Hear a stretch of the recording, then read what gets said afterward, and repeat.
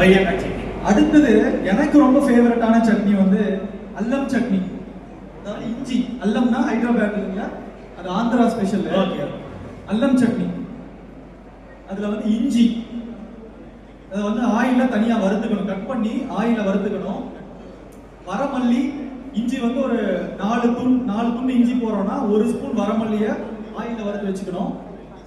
ஒரு 3 ஸ்பூன் வெல்லம், ஒரு 5 வரமிளகாயை ஆயில ஃப்ரை பண்ணி எடுத்து வச்சுக்கணும்.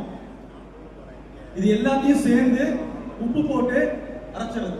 நல்லா ஒரு டொமேட்டோ சாஸ் இருக்கு இல்லையா, அந்த மாதிரி அரைச்சிட்டு சாப்பிட்டா பெசரட்டுக்கு ரொம்ப நல்லா இருக்கும், தோசைக்கு நல்லா இருக்கும். இனிப்பு காரம் எல்லாமே மிக்ஸ் ஆகி ரொம்ப சூப்பரா இருக்கும். இதை வந்து ஃப்ரிட்ஜில் வச்சு பண்ணா எப்போ வேணா எடுத்து சாப்பிடலாம். அந்த மாதிரி நல்லா எண்ணெயில நல்லா வதக்கிட்டு ரொம்ப நல்லா இருக்கும். ட்ரை பண்ணி பாருங்க.